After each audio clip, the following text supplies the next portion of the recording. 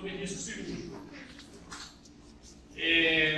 Então, assim, já para ilustrar para vocês, quando a gente pensa em sangue, né, a gente pensa em vasos, artérias, veias, e aqui é uma ilustração dos componentes celulares que estão dentro do vaso sanguíneo, do sangue. Então, você tem aqui no vaso sanguíneo a estrutura do sangue, ó, o vaso, as células que correspondem ali na parede do vaso, as células de defesa, hemácias, plaquetas.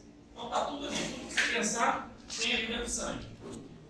E aí, baseado para a gente entender, em termos de proporção, qual é a quantidade que a gente vai encontrar, esse sistema aqui do tubo de ensaio, como se fosse um tubo de ensaio, vocês imaginam que metade é plasma. Pegar um tubo de ensaio e deixar ele sedimentar, 50% vai ser plasma, que é a parte líquida. A outra grande parte, de 42 a 45%, são as hemácias, também chamadas de eritrócitos, ou células vermelhas.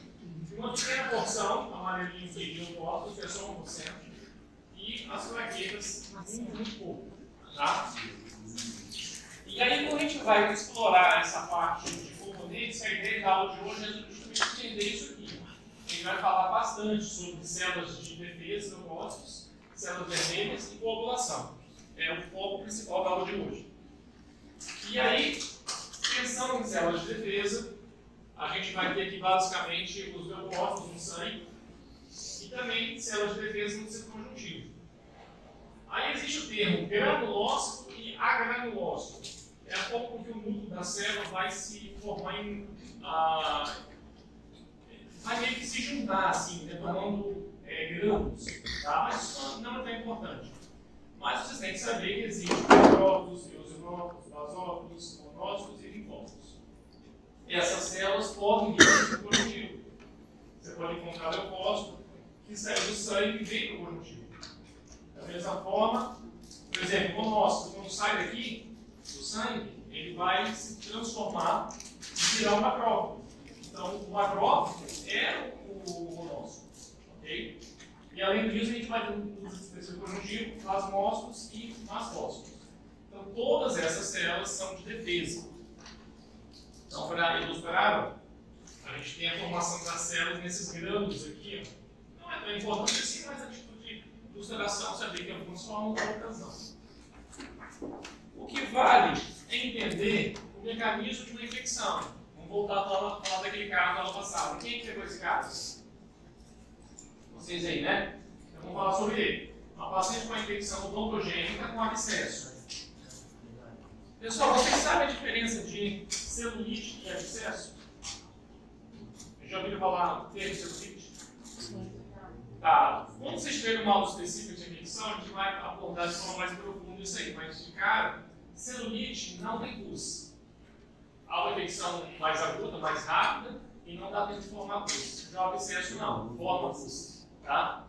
Já falando em pus, que é esse aqui que vocês estão vendo, uma drenagem, aqui já está sendo feita uma drenagem, inclusive o tratamento da infecção é drenagem, remoção da causa, se for dentro da fazer na mesma hora, entrar com antibiótico e dar suporte ao paciente. Tá? Mas já que falamos de pus, de que é formado o pus? Quem sabe? O que tem ali?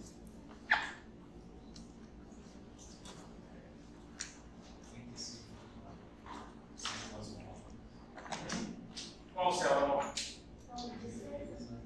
Qual célula de defesa? Qual? Tá, leucócitos. Qual leucócito?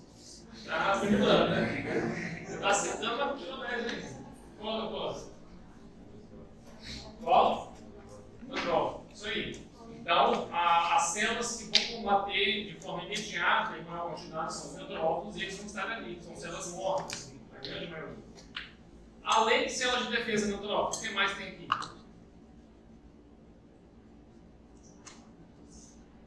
Sim, mas vamos botar assim: você tem um agente que defende e um agente agressor.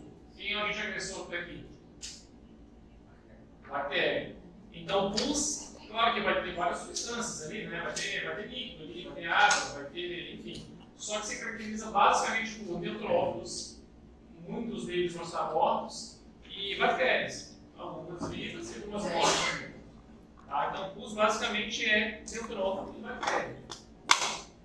Então aqui ilustra o tratamento da infecção da bactéria, nesse caso, com a drenagem. E aí a gente coloca o dreno, que tem bolsa, que tem lápis, fica ali 48 horas, dá um pontinho para ele não sair, e esse fica para ir drenando, eliminando o restante. E aí depois se tira o dreno. Tá, para que eu falei disso? Para que vocês entendam como que funciona o mecanismo de defesa. Ó, imagina que esse dente aqui, imagina não, dá para ver com o dente caiado, né?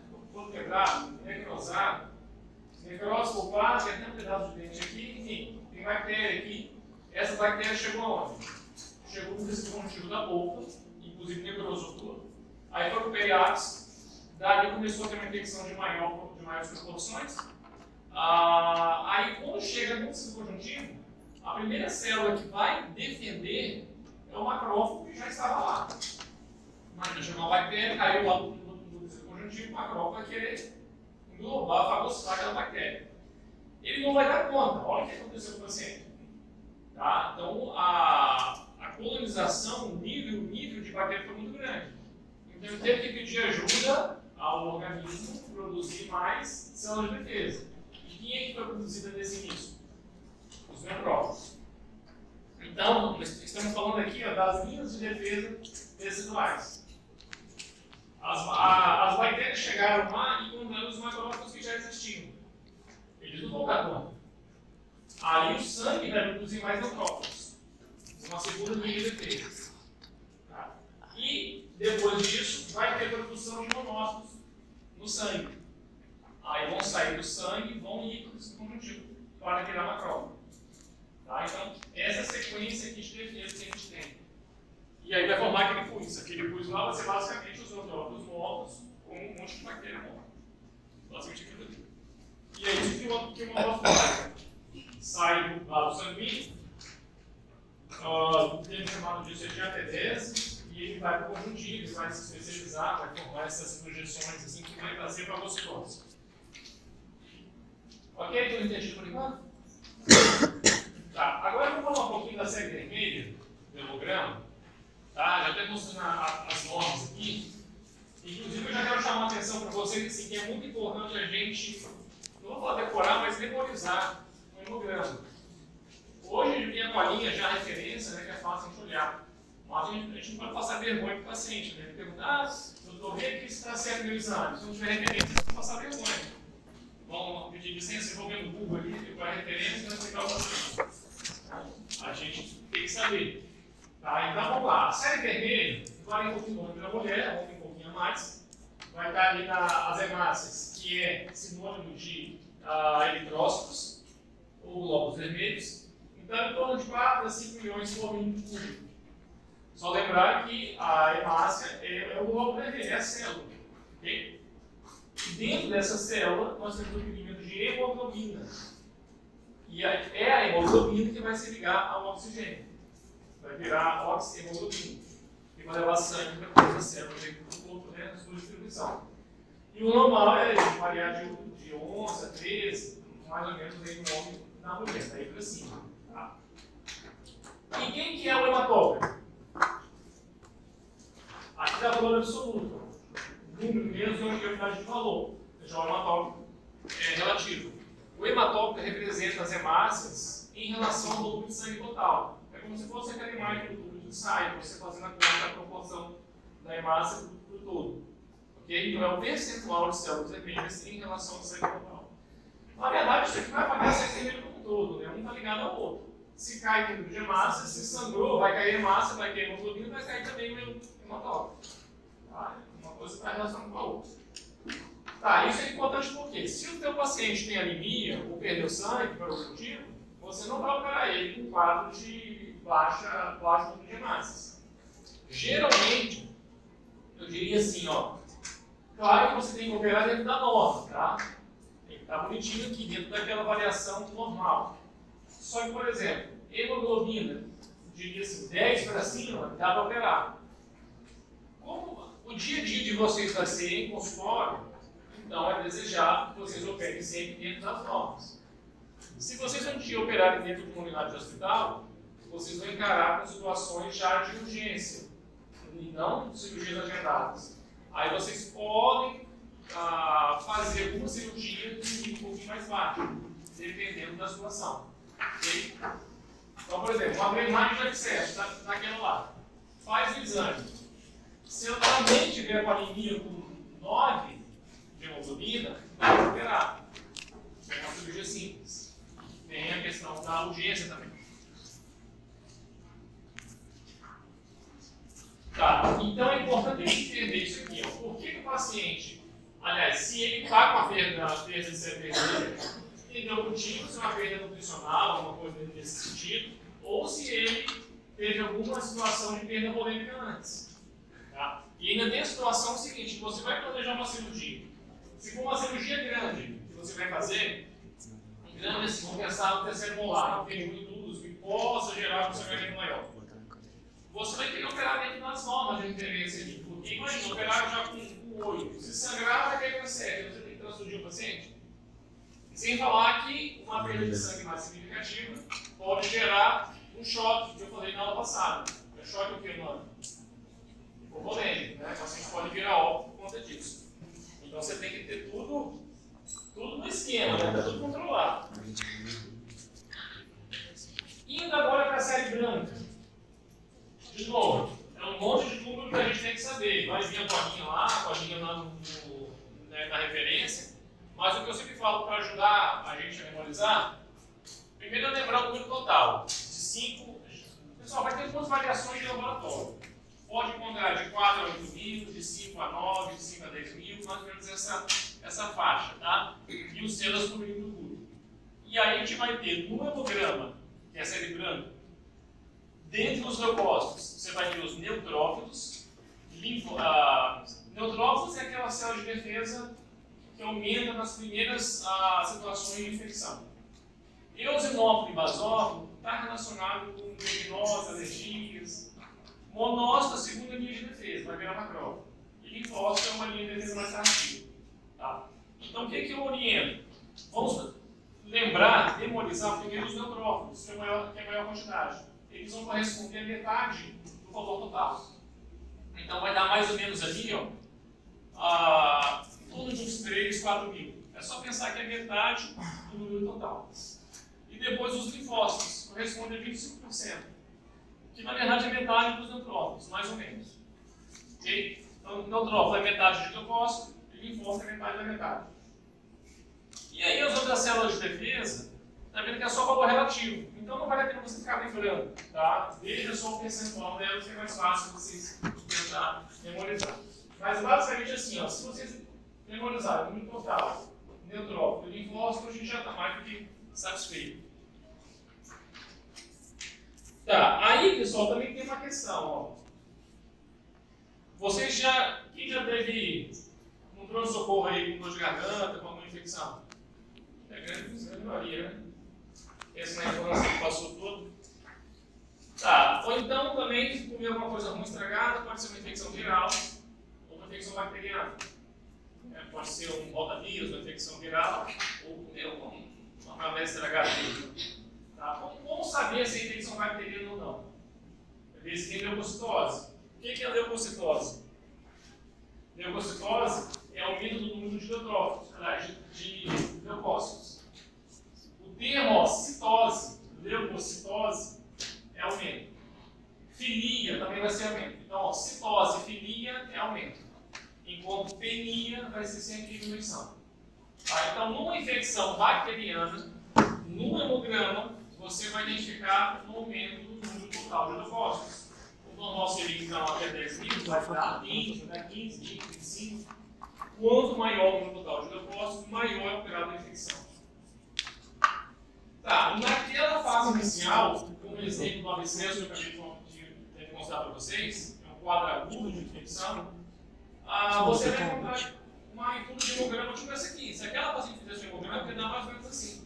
Uma leucocitose. Só que dentro dos leucócitos, quem iria estar mais alto ia ser os neutrófilos.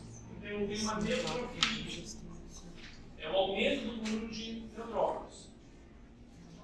Fora isso, você não tem destaque mais para nenhuma outra célula. Acaba que os linfócitos, não é que eles diminuem, é pelo fato de só os neutrófilos aumentarem, gera um aumento geral do número de leucócitos, mas só por conta dos neutrófilos. E aí, pela conta relativa, vai parecer até que a proporção de linfócitos diminuiu, mas o número permaneceu mesmo.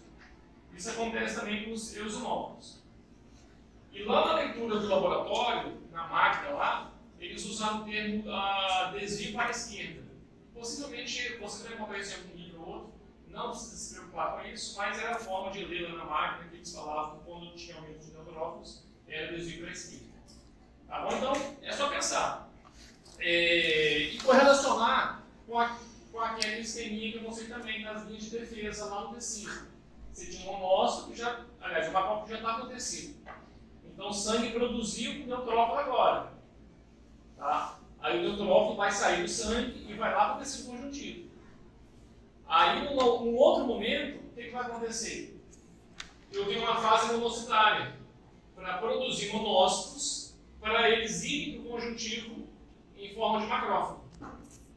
Então essa fase agora, ela já é caracterizada por monocitose. Citose, aumento de monócitos. E contrapartida, o que vai acontecer? O número dos neutrófilos, que era muito grande, continua alto, mas não é tão expressivo assim.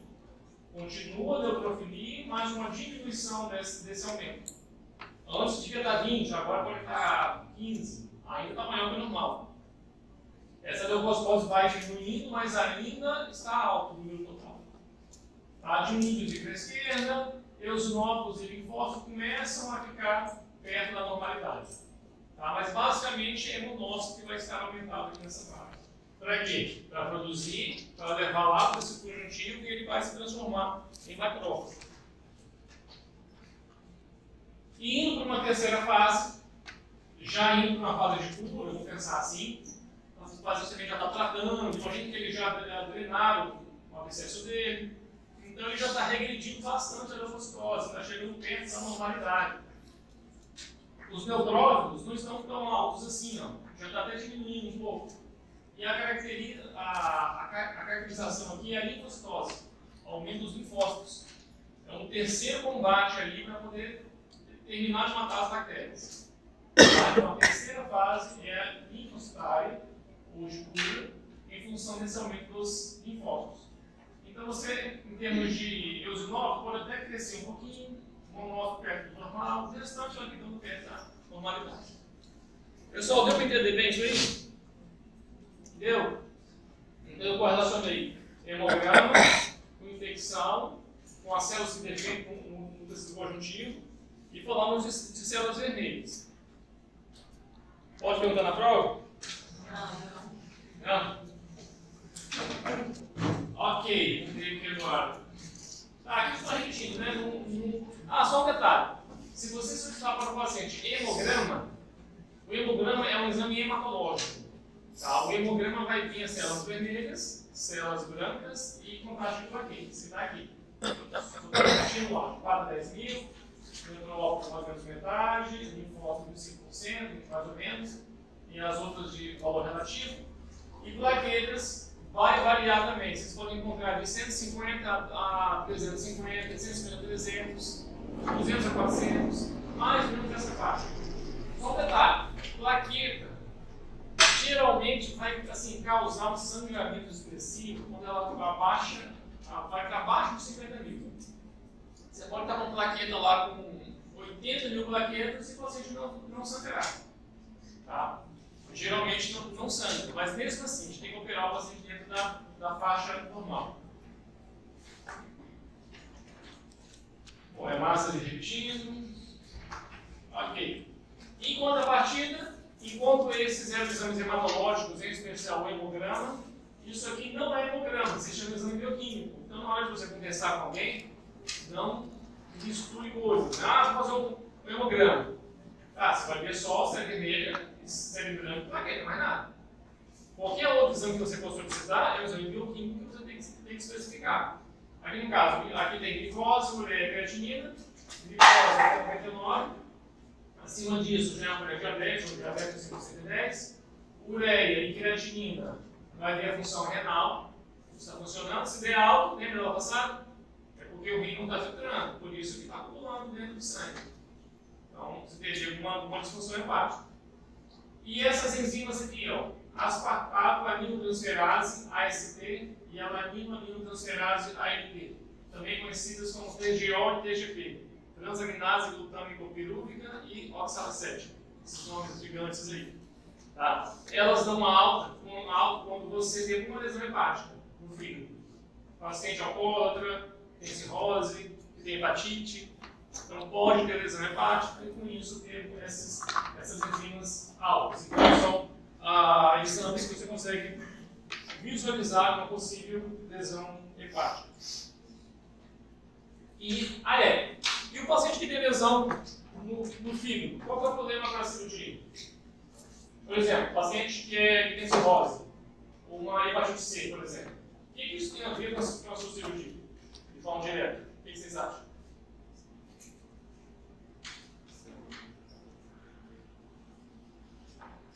E aí? Sabe não? Ninguém sabe?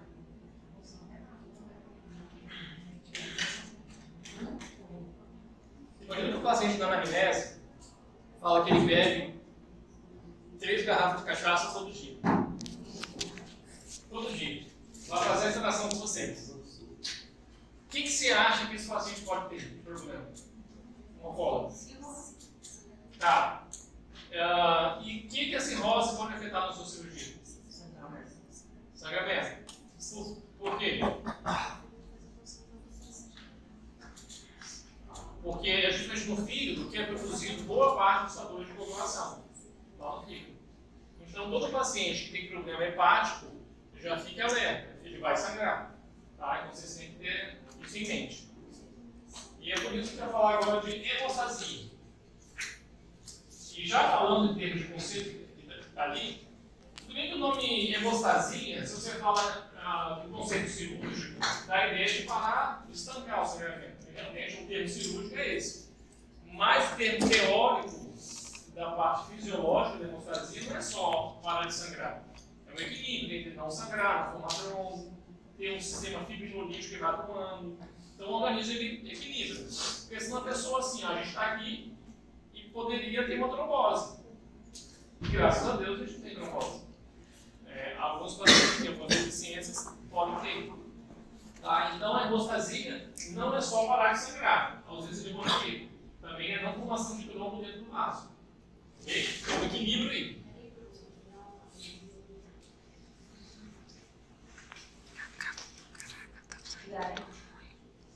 Oi? Bom, eu já disse na passada, quando eu vou operar o paciente, eu acredito lá parar de sangrar. Eu vou passar o bisturi nele. Imagina se esse negócio não parar de sangrar. Tá?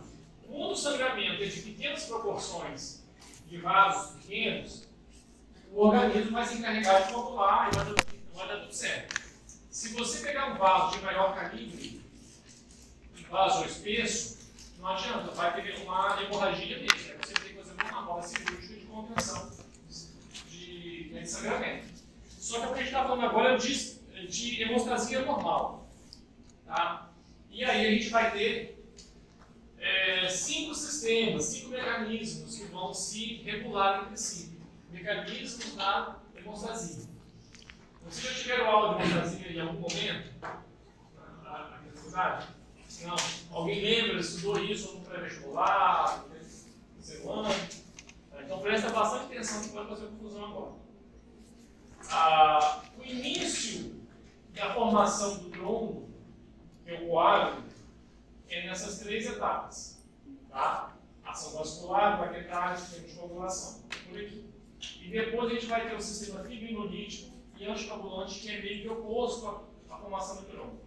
Vamos falar de cada um deles. Aqui pedustural. Quando eu tenho rompimento do vaso, você passou o bisturi, ou você passou ali, rasgou a luz e cortou o braço, está sangrando. Vai romper a superfície do vaso sanguíneo. Tá? E o que vai acontecer no final das contas, as plaquetas vão agregar aqui e você vai ter essas redes de fibrina, essas linhas aqui, ó, vão formar entrelaçado ali para parar o sangramento e as células vão todas parar ali, vai tomar um tronco. É isso aí. Só que tudo começa com a ação vascular. Imagina que você cortou um vaso, o vaso vai tentar por si só contrair sozinho. Ele vai tentar desviar o fluxo. Eu algumas vezes já tive alguns cortes assim, quando eu olhei estava branco. Não sei se vocês já viram isso. E aí começa a brotar o sangue. Acontece uma contração ali, naquele primeiro momento. Tá? Então, de alguma forma, tentar conter aquilo ali. Só que ele vai dar conta, não tem como.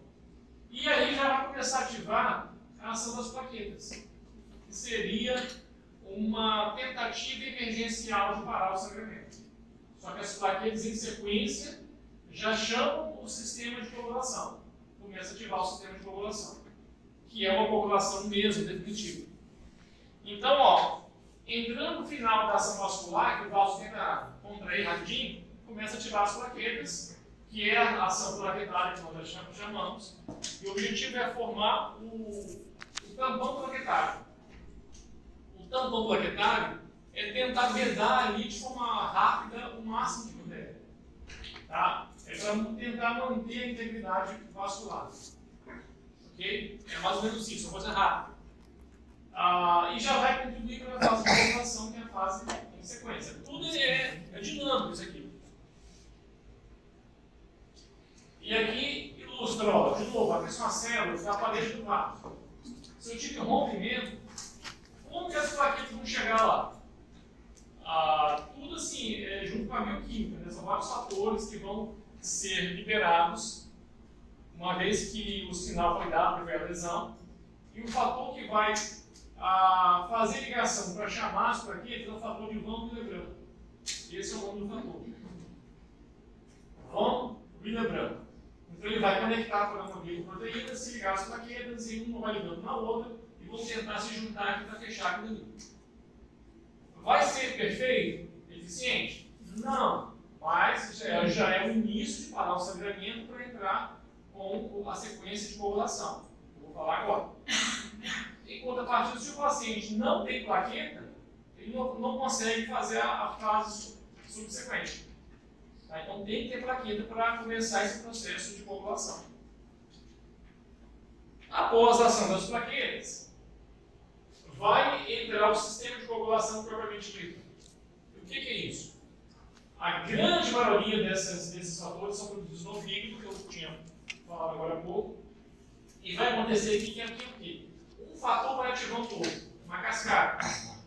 Eu até dei um exemplo hoje de manhã que é igual você colocar aqueles dominó assim, e dar um toquezinho em um. Esse toquezinho que você dá é a lesão do nervo. Aí vai acontecer que as plaquetas vão ter a questão do fator de Van Willebrand, mas em sequência, um fator vai batendo no outro, vai ativando o outro, até chegar no final, que é formar o tronco. Tá? Então, não precisa se preocupar com esse monte de fator. Os mais importantes são esses em amarelo. Um detalhe aqui, fator 8 e fator 9 é o fator que os hemofílicos não têm. Então, o hemofílico tem o hemofílico A e B. Ele tem a ausência de fator 8 e o B a ausência de fator 9. Por isso que não coagula. Chega uma hora que para essa sequência de ativação de fator. E o fator 1, ele é o fator que vai formar a fibrina. O fibrinogênio que é produzido lá no fígado, ele se transforma em fibrina. E a fibrina é o coágulo. Só que precisa de uma sequência de fatores para chegar no fibrinogênio e na fibrina. Devo entender essa dinâmica geral aqui? Agora vamos ver aqui, ó. É assim que eles vão se ativar uns aos outros. Entenda o seguinte, ó, esquece por enquanto que está esse vermelho e o azul aqui. Vai chegar um momento que o fator 10 ele vai se tornar ativado, e o 10 ativado vai na própria trombina, transformado em trombina, e a trombina vai lá para o fibrinogênio e vai fazer virar fibrina. Isso é que eu falo. A rede de fibrina está.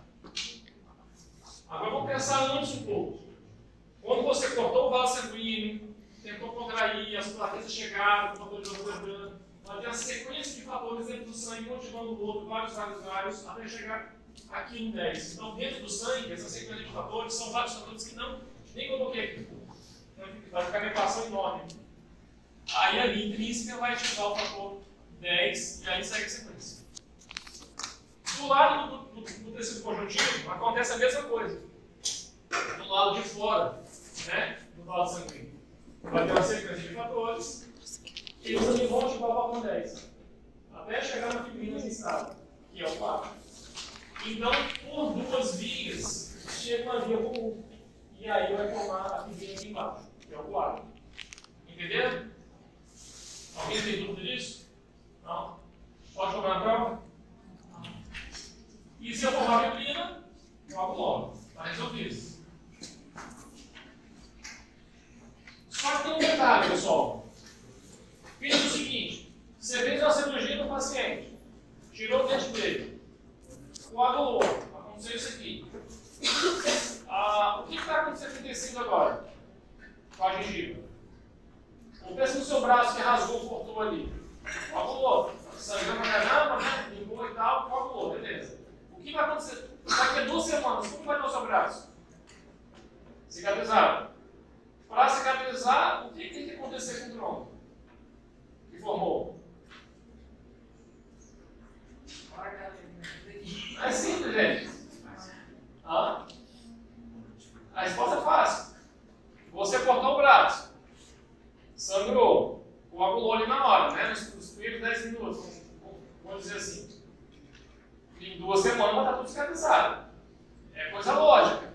Se tinha um tronco e ele não existe mais, ele vai ter que sumir. Não é isso? Ele vai ter que degradar.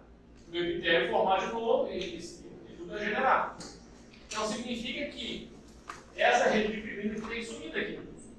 Não é isso? E como que isso soma? Uma prova que é uma célula que sabe quanto tudo, realmente. Né? Mas não é ainda isso. Eu vou explicar agora. Ó. Eu repeti, aqui ó, eu repeti a via comum, ó, protrombina, trombina, fibrinogênio, fibrina, rede de fibrina. O que vai acontecer? O organismo tem que cicatrizar, tem que eliminar o coágulo. Ele vai pegar outra substância, outra proteína, plasminogênio, vai virar plasmina e a plasmina vai quebrar o coágulo. Vai quebrar essa fibrina em fibrinopeptídeos. E aí sim vai degradar, macrofluente e tal, dar uma limpada geral para formar epitélio, formar osso, formar vaso sanguíneo de novo, a parede do vaso se regenerar. Ok? Então nós temos que ter uma degradação do coágulo ao mesmo tempo com a formação celular dos conjuntivites celulares se foram lesados. Ok? Só que tem um detalhe.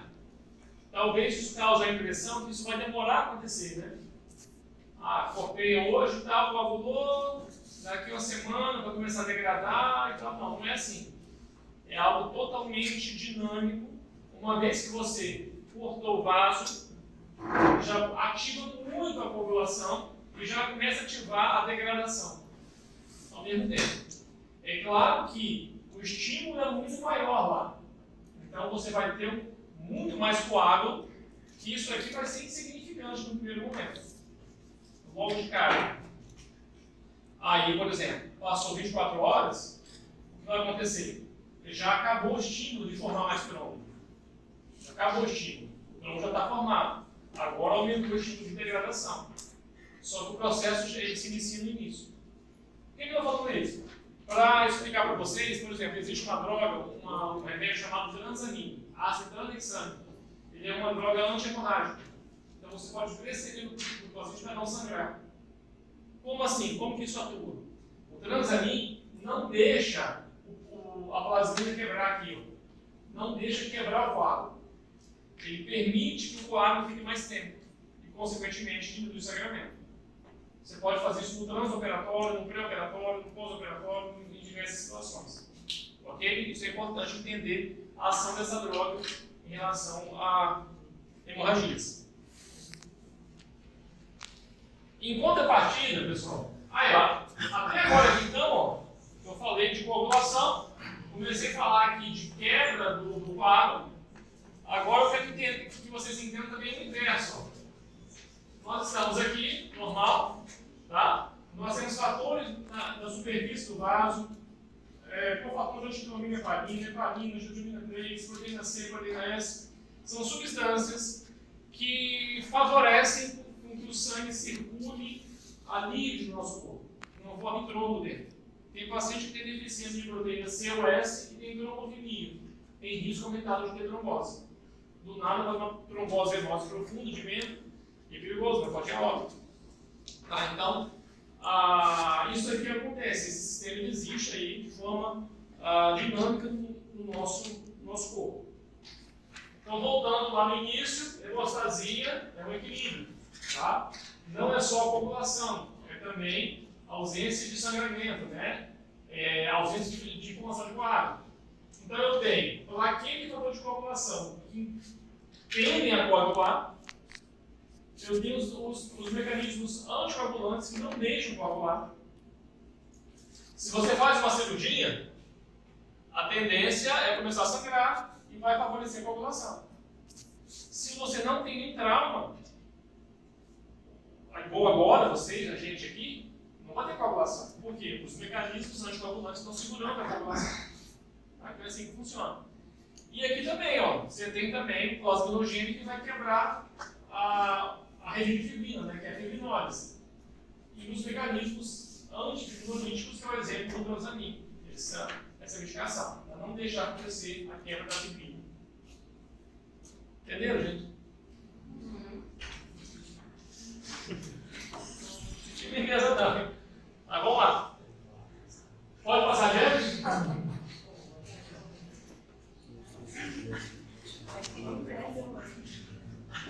Tá, olha só então. Então agora vocês entenderam o normal do sangramento, de coagulação. Agora vamos falar das doenças. As coagulopatias. O paciente que tem problema de coagulação pode ter coagulopatia hereditária, como hemofílico, hemofílico A e B, doença de glóbulo branco, deficiência hereditária de plaquetas, uma série de coisas. E as adquiridas. Quem tem problema de coração faz uso de anticoagulante. Pode ter farinha, tem crise hemodiálise. Ou então o que tem hepatite B, ou hepatite C, ou tem cirrose hepática. Tá? Então são coagulopatias adquiridas. E aqui eu também já trago mais informações para vocês. Para saber se o paciente está funcionando ali, o sistema de coagulação, nós pedimos um coagulograma. Igual pedimos um hemograma, existe coagulograma. O coagulograma é um nome amplo, assim, você pode ter vários subexames. Por exemplo, tempo de sangramento é furar o dedo e contar quantos segundos vai sangrar. Tempo de coagulação é botar o sangue no tubo de ensaio e contar quanto tempo vai ser desventado ali. Prova do laço, volta o manguito aqui e vê as manchinhas vermelhas, as petecas que formam. Mas não é tão específico. Esses aqui são os principais, ó. Tempo de tromboplastina parcial. Vocês podem encontrar tempo de tromboplastina parcial ativado também. Sigla TTP ou TTPA. Esse aqui, ele vai avaliar aquela cascata que eu mostrei da via intrínseca da coagulação. E o tempo de protrombina, TP, ou então TAP, tempo de atividade de protrombina, avalia via extrínseca. Ok? Então, o normal aqui, ó, de 20 a 30 e poucos segundos, se tiver mais alto, é porque está com algum fator com problema ali, na via intrínseca. O TP, deu 15. Algum fator que está funcionando bem ali na via extrínseca. Ok? E o que é INR? Razão Normalizada Internacional. INR é o tempo de protrombina, a via extrínseca, só que ele não coloca a unidade de valor, que é segundos. Por exemplo, vou fingir aqui para ficar uma conta fácil, que o normal seja 10 segundos. A referência do exame, 10 segundos. Aí o resultado do paciente deu 10 também. Então 10 dividido por 10, essa conta é fácil, né? Quanto que é? 1. Então quem tem NR1 significa que o exame deu normal. Se o exame do meu paciente der aqui, vou colocar aqui 17, e o normal seria 10, né? Vamos dividir 17 por 10. Quem tem a mão de conta aí? Faz a conta aí. Ai, professor de matemática. 17 dividido por 10 é quanto? 1,7. INR é fácil. INR deu 1,7. Então, ó, INR acima de 1 significa que o exame não está legal, está sangrando mais. Ok? Encontrar abaixo de 1 também tem. Tem como, aí pode ter um risco de trombose. Se o resultado deu 8, quanto que é 8 dividido por 10? Vai dar 0,8. Então deu abaixo de 1. Quer dizer que ele está com uma coagulação maior que normal. Aí tem que investigar, o dermatologista, para ver o que está vendo. Então, tem que estar 1. Claro que em todos os exames existe uma variação dentro do aceitável. 1,1, 0,9. Não vejo problema. Tá? Entenderam isso aqui, esses exames? Vou lá então. Eu vou pegar agora o meu paciente que é hemofílico. Eu sei que ele é hemofílico, vou pedir vários exames de sangue, vou pedir coagulograma. Aí o coagulograma dele deu normal o termo de hemoglobina. Por que o hemofílico deu normal? O exame de coagulação. Ó, termo de hemoglobina, TB, deu normal. Por quê? Porque o TB avalia a guia extrínseca. Hemofilia A é deficiência de fator 8, fica na guia intrínseca. Então, se você olha, pegar hemofílico, é normal, eu vou pegar ele. Não. Tem que pedir o termo de protrombina e o de tromboclatina parcial ativado, que é esse que vai pegar a guia intrínseca. E a ideia é que dá longo, né? Se falar, falando também, a gente pensa assim, ó, você tem um hemofílico, um A ou B, que pode ser leve, que pode ser grave, então né, não significa que tem ausência total do fator. Pode ter uma ausência parcial muito, parcial pequeno, tem vários graus aí de deficiência. Vamos ver aqui também, ó, doença de novo lembrando, os dois vão dar ruim, ó. Aliás, o termo de novo baixinho também é que vai dar ruim. E alguns anticoagulantes orais, aliás, boa parte deles, quem vai dar aferrado tem nitrosamina. Vai dar longo. Então, geralmente, anticoagulante oral, que o cardiologista passa, geralmente quem dá aumentado é o termo de nitrosamina. Ok? Então, aqui para demonstrar para vocês, você tem que pedir os dois. Se um der operado, opa, não opera, vai investigar.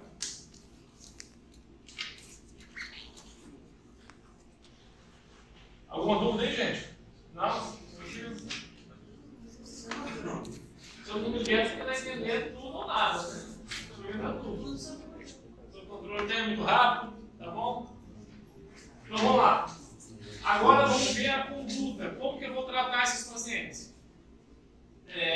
Claro, anamnese, você vai investigar. Se o paciente, pessoal, você vai fazer qualquer cirurgia, fala que essa artéria é normal, já se cortou e nunca teve problema de coagulação, não tem nada, não há necessidade de pedir exame complementar nas nossas cirurgias odontológicas, a não ser que seja uma cirurgia muito maior que você queira investigar.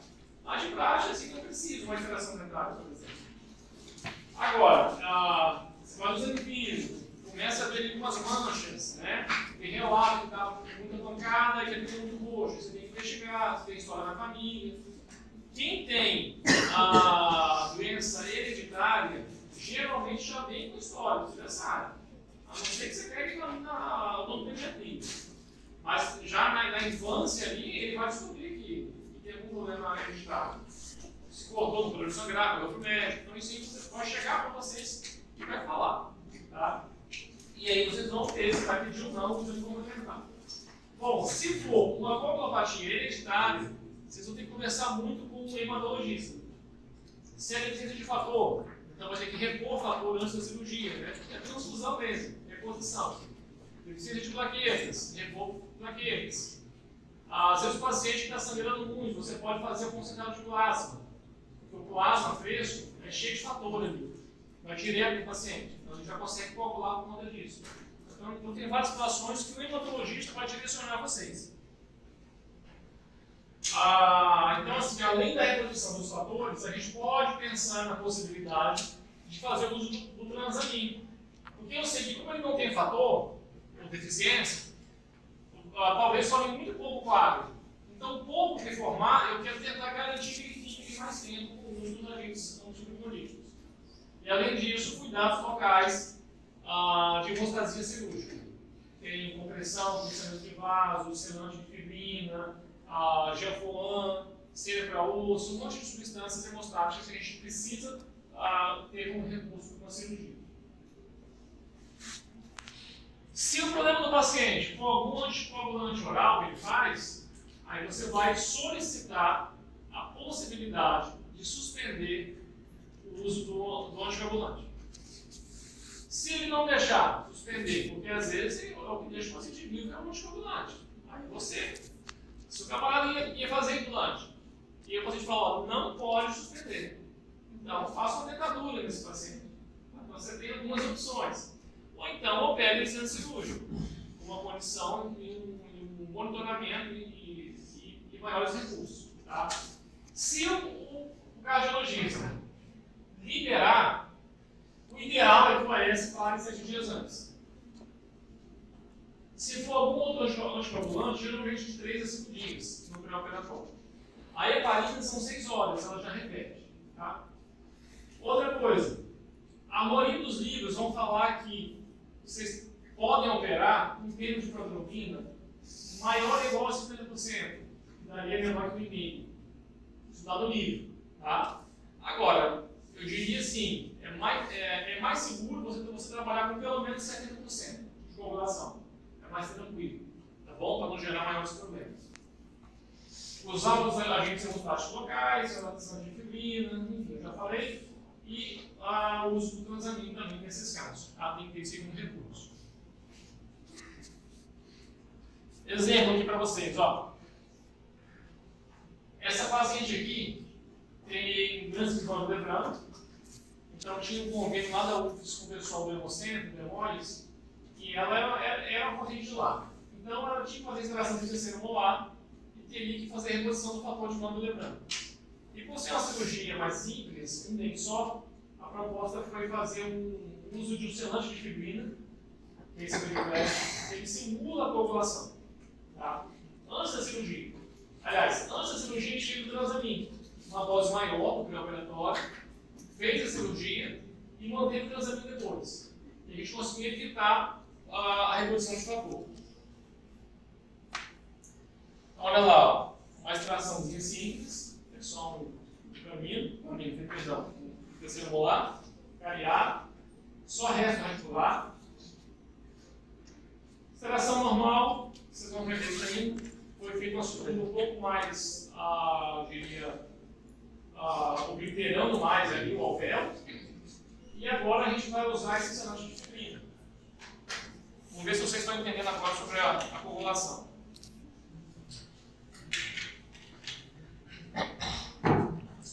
Olha aqui, pessoal, aqui eu tenho, na verdade são 4 frascos, sendo que 2 vermelhos vão se misturar com a pele. Tá? E o que tem nesses componentes aqui? Tem justamente aqueles componentes, aqueles fatores, mas vai ser de uma forma artificial. Eu tenho no vermelho aqui trombina e cloreto de cálcio. Do lado de lá no azul, fibrinogênio. Lembra da biocomum? Se eu pegar fibrina, aliás, se eu pegar trombina, encostar no fibrinogênio, vai virar fibrina. Não vai virar coágulo. Então eu faço isso aqui de maneira extracorpórea, vamos dizer assim, uma seringa, que ela tem a pontinha lá que une as 2 seringas, e vou injetar isso dentro do alvéolo. Então eu coloco a seringa lá dentro do alvéolo e injeto. E já vai sair coagulando na ponta. Ó. Coágulo formado. Ali do excesso. Isso aqui lembra uma gelatina. Fundindo a gelatina. É a melhor forma de descrever, igualzinho. Tá? Aí tira o excesso e o coágulo fica lá dentro. E aqui qual foi a vantagem disso? Com essa técnica não precisou fazer reposição de fator lebrano. E entrou com o transamin também, para poder segurar o coágulo. Claro que o paciente sobre vigilância, né? Se sangrar, ligar para hemóis, enfim. Tem que estar com a vermelha alta, nada de anemia, né? Tem que estar bem compensado, vamos dizer assim.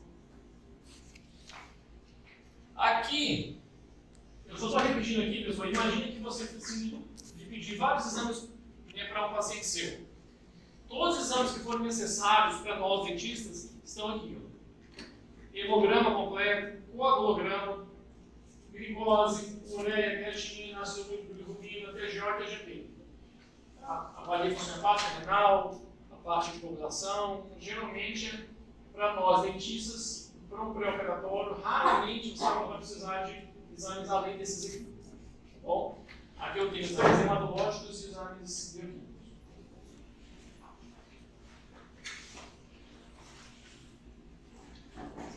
Risco cirúrgico. Deixa eu sentar um pouco agora. Risco cirúrgico. Pessoal, tudo entendido aí até agora? Riscos. Vocês estão vendo que vocês têm que estudar, né?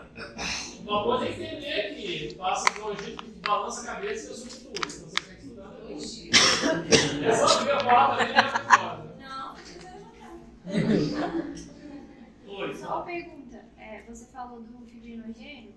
Aquele Fibroguide tem a ver com isso? Qual? Fibroguide. É uma da... Fibro. Fibroguide. Não lembro como fala. É isso? Só que é uma marca? Eu não sei, porque assim, tem várias membranas, várias coisas que são esse nome guide. Eu acredito que você esteja falando sobre alguma membrana de colágeno. Na verdade é porque eu fui de um curso assim, mas faz muito tempo que eu fui, eu não tinha muita noção de patologia.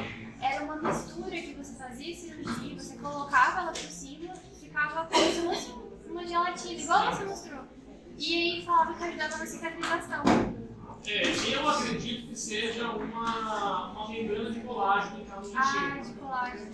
Teve enxerto? Teve. Então, É como se segurasse, sabe? aí funciona. Atua também, de certa forma, para ajudar uma hemostasia, mas a função principal é fazer uma membrana, uma regeneração óssea guiada. Entendi. Não é no fator de coagulação. Pessoal, você já ouviu falar em plasma rico em fibrina, fibrina rica em plaquetas, fator de crescimento? Esse que o senhor fala é aquele que você tira do paciente, aí você forma Esse o plasma agora e coloca. Mas isso a gente mesmo pode fazer. Sim. Você pode coletar do paciente, coleta e se acredita e fazer. Pode. A questão do plasma rico em fibrina, quem for trabalhar aí na área de implante, tem esse conhecimento das cascatas de coagulação, porque por aí você pega, você manipula ali os hemoderivados, né? Aspira a parte que tem plaquetas, que tem de crescimento, vai ter plasma, vai ter essa coagulação. É legal pedir o exame no caso do paciente, porque às vezes submete ele, pelo que eu vi assim, de curso, né? Você submete ele a tirar, você tira o sangue dele, mas não dá um enxerto tão grande, não compensa. Isso aí, você consegue criar um volume ali também. Não teria volume. Isso aí. Pessoal, vamos lá, já quase finalizando. Ó. Risco cirúrgico. Você já ouviu falar sobre risco cirúrgico? Sim. Tá. O que é risco cirúrgico? Quem é enfermeiro aí da área de enfermagem? Vocês têm alguma dúvida? O que é risco cirúrgico? O nome já diz, né? O risco de cirurgia. Então você vai quantificar o risco dessa cirurgia. E muitas vezes, pessoal, assim, não é a gente que faz, vai ser o médico. Ó, além de exame clínico, muitas vezes você vai ter que ter um exame laboratorial e aí o médico vai avaliar o risco da cirurgia. E pode ser pelo cardiologista, que é o risco cirúrgico cardiológico, e tem a avaliação do anestesista também. Tá? E aqui já falando do anestesista, esse é o mais conhecido, a Sociedade Americana de Anestesiologia, ASA, American Society of Anesthesiology, eles que publicaram essa classificação, e de acordo com eles, a classificação ASA, que é a mais difundida, a mais conhecida, o ASA 1, quando a gente não tem nada, normal. Só tem o problema da cirurgia ali que ele vai fazendo, não tem nada. Tá?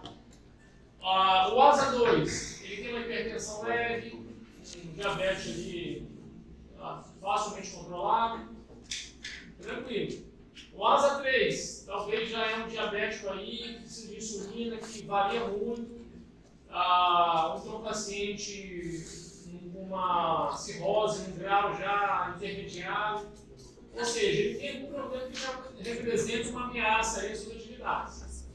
E do ASA 4 em diante está só complicando. Doença com ameaça constante à vida, paciente já complicado, paciente moribundo, e o 6 em derrota cerebral. Pessoal, vocês no consultório só operem asa 1 e asa 2. Asa 3 já é para considerar levar para o hospital, para não ter problema na cadeia de vocês. Então é asa 1 e asa 2, acabou. Tá? Outra coisa, o paciente que vai fazer cirurgia a nível hospitalar, é de prática e rotina, você solicitar uma avaliação pré-anestésica do anestesista, ele vai ver isso aqui, ele vai conhecer o paciente, e também você encaminhar, quando é acima de 40 anos, encaminhar para o cardiologista. Então, para o anestesista, a gente manda em todos os casos. Se for acima de 40 anos, eu mando para o cardiologista, fazer avaliação pré-anestésica cardiológica, avaliação pré-operatória cardiológica. Eles ainda usam outras escalas, tem a de Budman, que mostra outras numerações lá que vão modificar o tempo da cirurgia. Tá bom? Quando é consultório, pessoal, a gente não precisa encaminhar para avaliação pré-anestésica, porque vai ser uma anestesia local. O risco é muito menor. Okay? Mas, se você tem um paciente com uma anamnese, relate maiores problemas, encaminha para o cardiologista para fazer uma avaliação pré-operatória, mesmo que seja nível de consultório e cirurgia. Ok? Deixa eu ver mais aqui. Tá. Medicação. Em relação à medicação, a aula de farmacologia, pessoal, eu vou dar para vocês, eu dou 2 aulas lá na clínica integrada, tá? Na teoria. Aqui eu só menciono um pouco para vocês. Essa tabelinha está até no livro, está rodando aí, né? Tá. Eu que criei essa tabelinha para ajudar a gente a pensar. Por exemplo, eu estou colocando aqui, se o paciente tiver asa 1 ou asa 2, que eu sei que só vou operar as unhas no consultório, e estou colocando o porte, que é o tamanho da cirurgia. Então, olha que é dentro do universo das cirurgias nossas. Um porte maior, vamos pensar assim, um enxerto grande, um terceiro molar muito incluso. Tá? Se eu fosse comparar com a medicina, isso ia ser uma cirurgia cardíaca, um porte grande, mas não é, no nosso universo. Então, vamos pensar assim, se o meu paciente é asa 1, ou seja, ele não tem problema nenhum de saúde, não tem nada. Então, assim, eu só sou obrigado, em função da literatura, não é obrigado, né? É o respaldo da literatura fazer antibiótico, só no caso de implante biomaterial. Que aí está bem documentado o que tem que fazer. Fora isso, é meio que controverso. Tá? Por exemplo, cirurgia pequena, eu concordo que não precisa. Fazer uma tração simples, não precisa fazer antibiótico profilático. Ah, não, é terceiro molar incluso, vamos botar aqui, é uma cirurgia periodontal, enfim, não pode intermediária aí na odontologia, tirantóbios. Aí é controverso, vai ter autores que dão suporte para fazer, outros falam que não precisa. Eu, particularmente, a minha tendência é fazer antibiótico profilático na grande maioria das cirurgias. Aonde eu coloco considerar aqui, eu particularmente eu faço. Só uma cirurgia muito pequena mesmo, não há necessidade. No caso, cirurgia pequena, você quer dizer uma estação também que já revisionado, no caso? Que você está prevendo que não vai ter que desgastar osso, nada muito Aí, complicado. no caso, você está falando que a gente não teria que dar um antibiótico para Isso. tomar um antibiótico antes da gente fazer a cirurgia. Isso, e não precisa. É porque às vezes o professor falou pra gente que é importante dar, porque a gente não tem um campo totalmente estéril. Então, o nosso consultório não é totalmente estéril. Aí pode ser que. Então, aí a gente. O que acontece? A gente não pode, eu entendo. Na prática é esse pensamento. Só que você não pode compensar uma coisa pela outra. Por que não é totalmente estéril? Mas era para estar, está errado. Então você tem que operar com o consultório correto. Entendeu? Vou fazer aqui tudo bagunçado, não vou esterilizar nada direito, eu não vou nem esterilizar minha lâmina de vistoria, quando eu vou até descartar, eu não vou nem esterilizar minha alavanca, porque eu vou usar antibiótico. Eu estou num exemplo mais. Tipo assim, eu acho que eles vão considerando que ele opera em hospital mesmo, que é bem Não, mas não, porque o hospital, o controle é rígido. E aí, a gente consegue ter o mesmo problema com o hoje, eu vou mostrar para você também o ponto. Hoje, na pergunta, vocês vão mostrar, você que tem dois, né? Vocês vão montar a mesa de cirurgia hoje no mesmo recorde no hospital. No mesmo recorde. Tá? Então, você consegue. Ah, eu vou trabalhar. Vários de vocês já trabalham em química aí, como auxiliar, sei lá, tem uma experiência, mestrado. Então, tem várias químicas, na verdade, se não todas, é uma grande bagunça. Tá? Uma babador ali que traz a alavanca e tudo. O lixinho ali do lado da ponta da alavanca já acabou de girar o dente. Entendeu? Pode comprar um campo de TNT descartável que custa menos de R$100. Você poderia. Só que é quem vai comprar 15,50 instalação dentária, aí não dá para pagar os custos, né? Então já começa a bagunça do mercado por aí, entendeu? Então assim, você não pode justificar a bagunça da cirurgia, a falta de biossegurança, para poder entrar com antibiótico em tudo. Então a gente tem que seguir com a literatura. A cirurgia deve ser totalmente ascética, como tem que ser. Então isso já não é mais uma variável. Isso já é uma norma, tem que ser dentro dos protocolos. Aí a partir disso, a gente mesmo assim a gente entende. Mesmo a cirurgia sendo toda certinha, redondinha, com todos os cuidados, por ser um dente adicionado, por ser uma lesãozinha, não precisa fazer um antibiótico. A gente entende da literatura, a grande maioria pensa assim. Já cirurgias um pouquinho maiores, vai ter gente falando a favor, vai ter gente falando contra. Você tem suporte na literatura para todas as situações. Então eu coloquei considerar. Na minha consideração, eu prefiro fazer. Tá? Ah, vou fazer implante. Não, aí todos dão suporte para fazer o antibiótico. Agora, se for um asa 2. Asa 2, se for, por exemplo, paciente com risco de endocardite, igual na aula passada. Aí esquece, tem antibiótico em tudo, todo mundo. Os 2 gramas de amoxicilina por hora antes. Ah, não é risco de endocardite, o camarada é diabético. Também é antibiótico. Fazer no pré-operatório.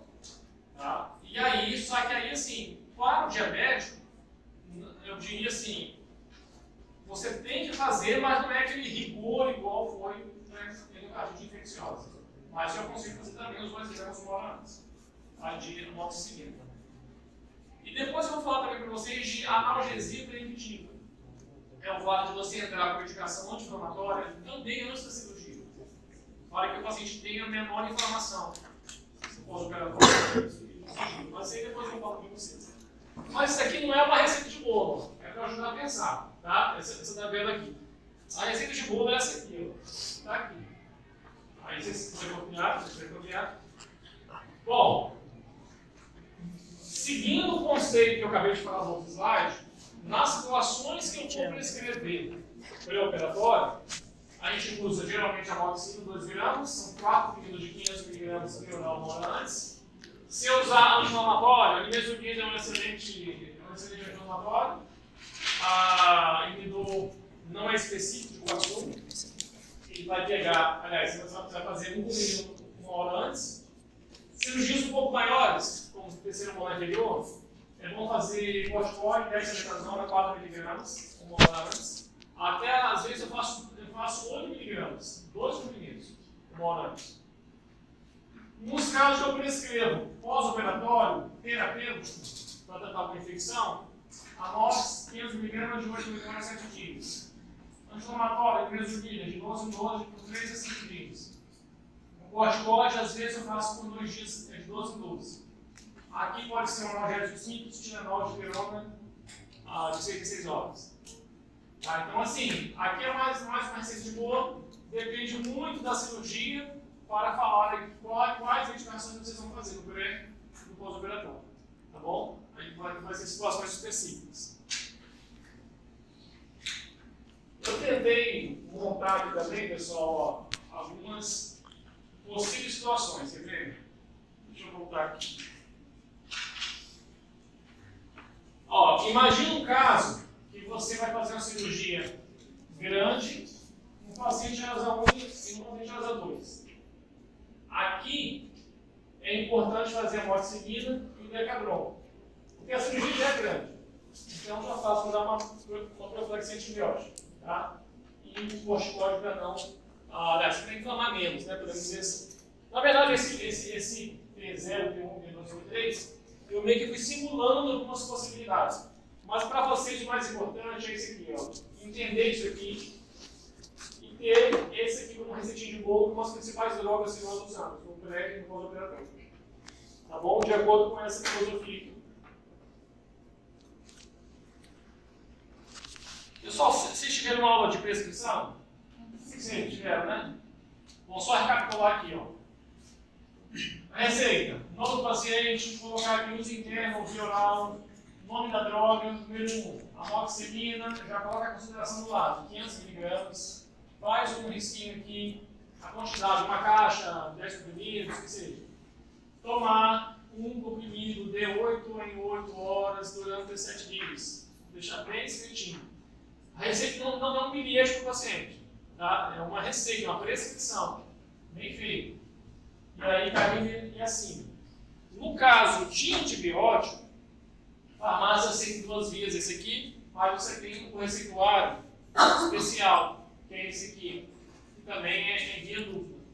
Tá? Você tem que fazer normal, botar o seu nome do emitente, que é você, enfim, você carimba, assina, mas segue mesmo a mesma dinâmica aqui. Ok, pessoal, ficou com uma dúvida aí? Acabou não, calma aí. Eu vou só mostrar um casinho para a gente discutir junto. Igual aqueles aula passada. Coisa rápida aqui, ó.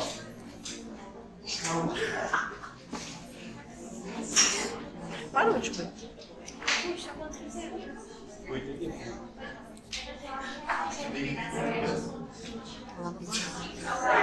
Acho que é foda aí. Aqui, pessoal. Só para encerrar, ó. O senhorzinho aqui precisa fazer uma cirurgia. Ele não está passando, não. Peraí.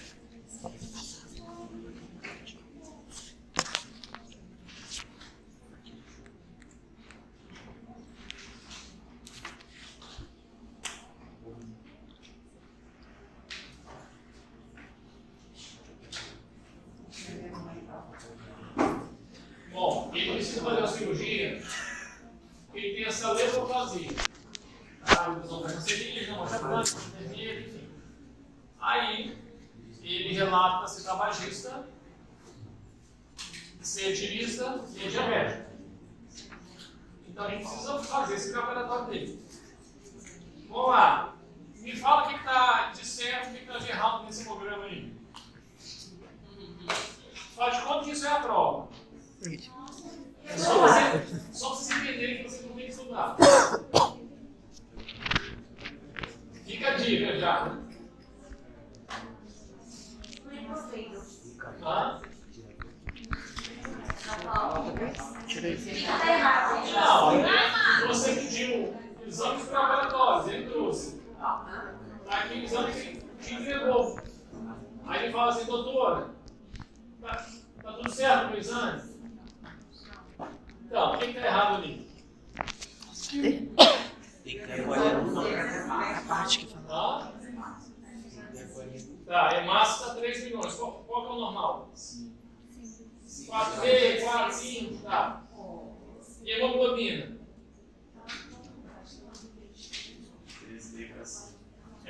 Mulher é 11, 9 está baixo.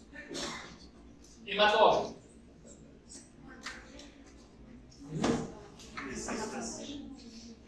36 para cima, 40, por aí. Então a série vermelha está baixa. E a série branca, está boa ou está ruim? Hã? Tá bom? O que está baixo? Glicose está baixo? Glicose vai de 5 a 10 mil, de 4 a 8. Então tá na normalidade. Neutrófilo. Neutrófilo é metade, não é? No total.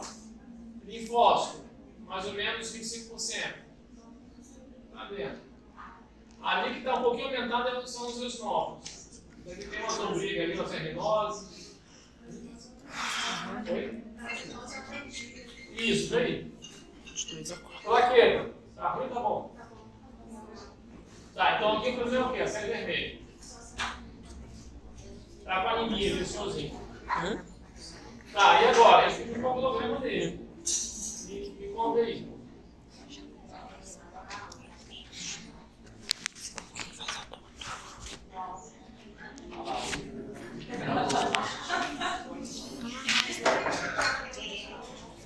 E aí?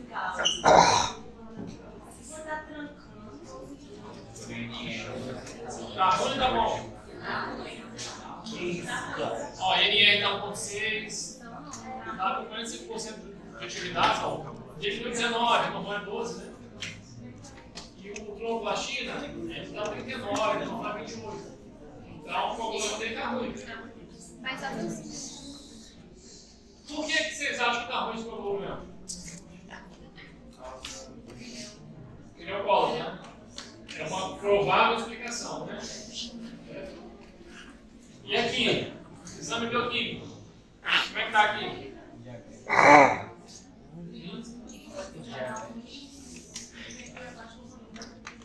Ó, ureia tá boa, creatinina. Creatinina um pouquinho alta. Não tá tão ruim, talvez não.